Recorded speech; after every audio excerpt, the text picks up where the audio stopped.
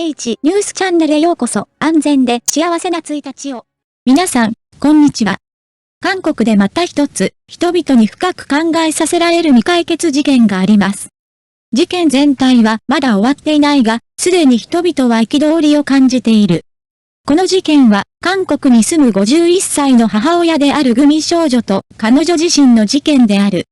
22歳の娘シャオジンさんは、慶尚北道亀尾市の借家に住んでいる。シャオジンさんは4階に住んでおり、C さんの母親は3階に住んでいます。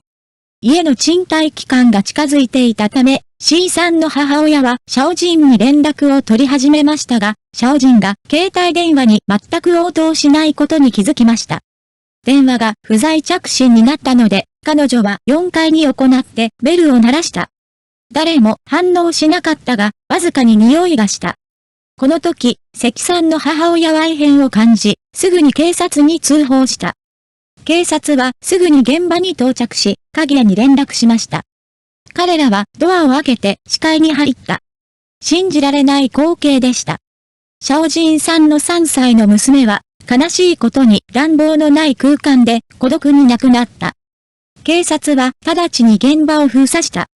検察と法医学者がショウハナさんの DNA を採取するために到着した。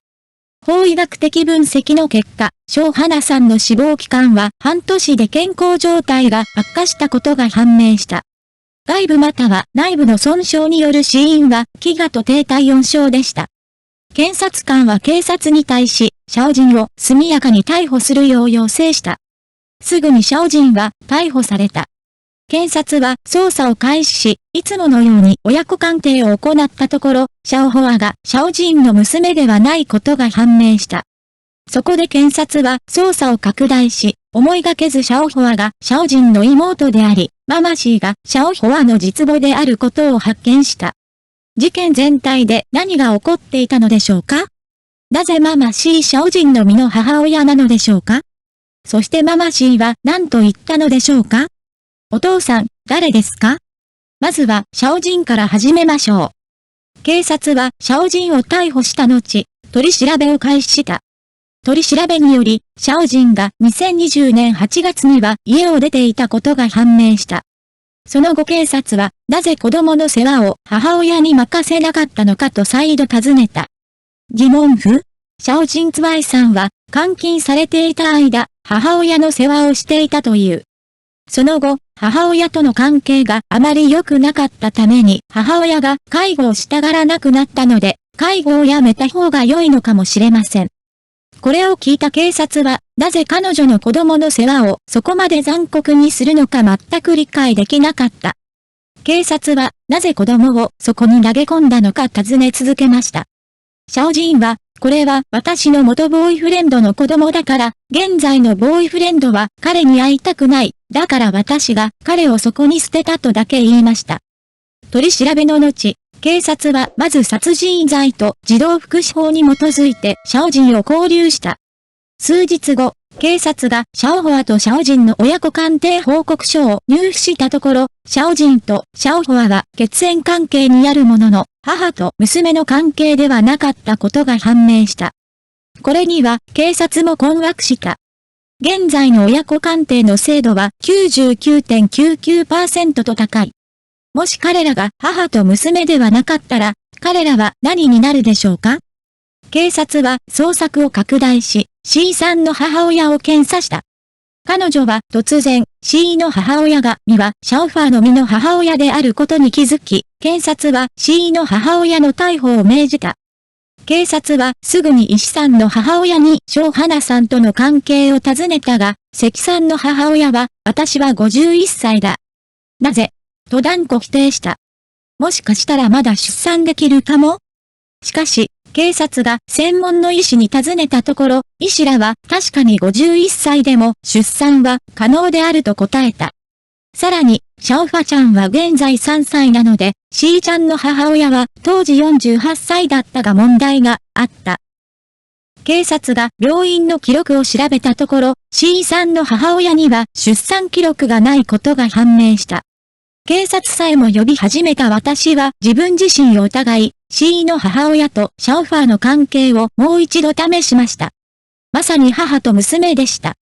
警察は C さんの現在の夫について捜査を開始した。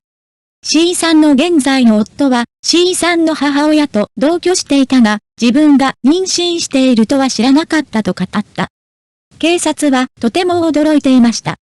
こんなに大きな妊娠中のお腹を抱えて、どうして妻が妊娠していることに気づかなかったのでしょうか？そこで警察は現在の夫の DNA 検査も行った結果、庄花さんは夫から生まれたものではないことが判明した。それで、シャオファーの父親は誰でしたか？そこで警察は手がかりを追ってママシーの元を発見した。彼らはまた、彼の親子鑑定も実施した。同様に、ママシーの元はシャオファーの父親ではなかった。それで、シャオファーの父親は誰でしたか？ C さんの母親がシャオファーさんは間違いなく自分の子供ではないと主張したため、現時点では警察はまだ手がかりをつかめず、警察は向きを変えてシャオジンの捜査に戻った。警察はシャオジンにこの件についてどう思いますか？と尋ねました。シャオジンは母が私の子供を遠ざけたのではないかと思いますと言いました。母が妊娠していることを知りませんでした。母親が少し前に会わなかったのは私が監禁中にシャオファを母親に預け、監禁後に私がそれを取り戻したためだということだけを知っていました。私が家出した後、母親が意味もなく駆け寄ってきて、子供の遺体を発見したので逮捕されました。私が殺したのは自分の娘だとずっと思っていましたが、まさか自分が殺したとは思いませんでした。それは私の妹であることが判明しました。警察さん、娘が今どこにいるのか知りたいのですが、これにより、警察と外部の世界に3つの推測が与えられました。彼らについて考えれば考えるほど、彼らはますます恐ろしくなります。まず最初に推測されるのは、シャオジーンには子供がいないということです。この推測は、C の母親には医療記録が全くなく、シャオジンが実際に母親に自分の身分を貸したことによるものです。しかし、母が自分の子供を無視するとは思いませんでした。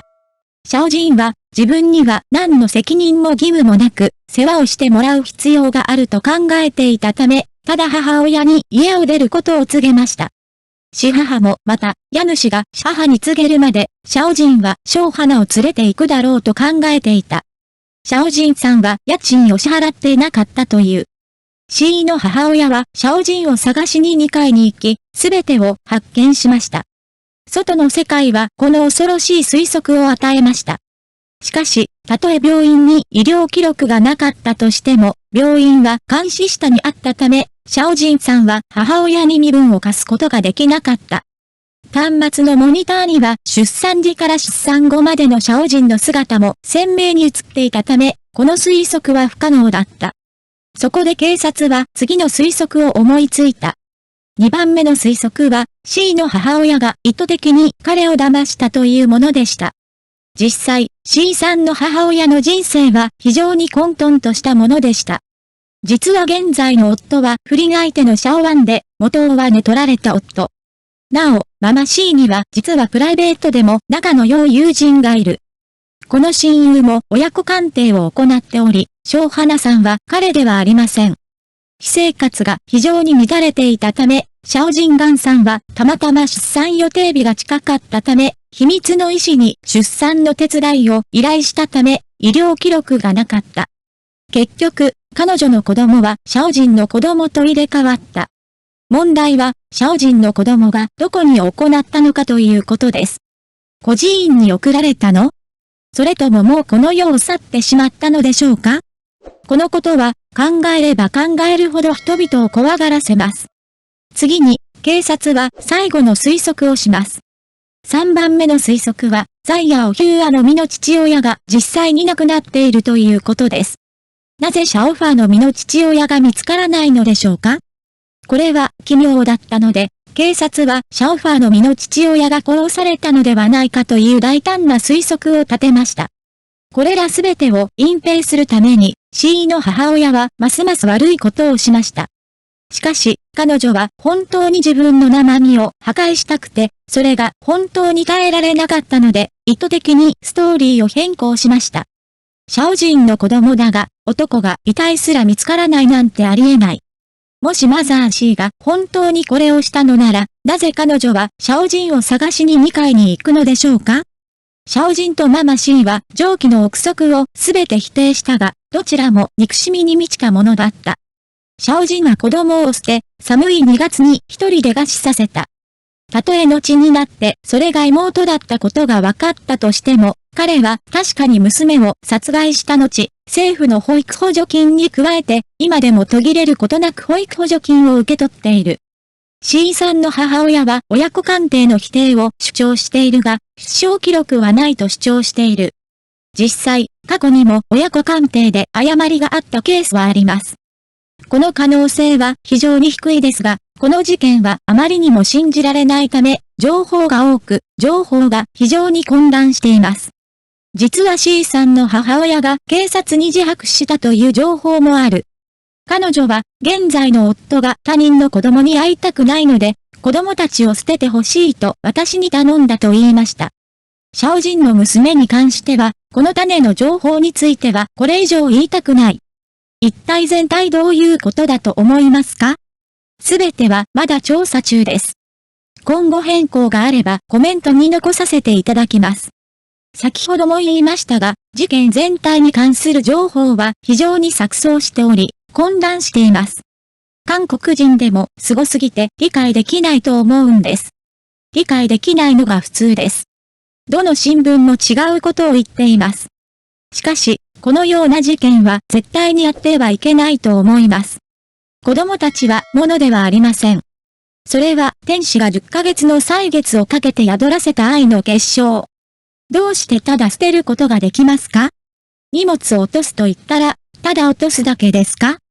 私はシャオジンの子供が無事であることを祈るばかりです。そしてシャオファーができるだけ早く生まれ変わって、来世でなりたい人物または動物になることを願っています。法の網は広く、まばらで、漏れることはありません。悪を行わず、すべての善を行います。次回また会いましょう。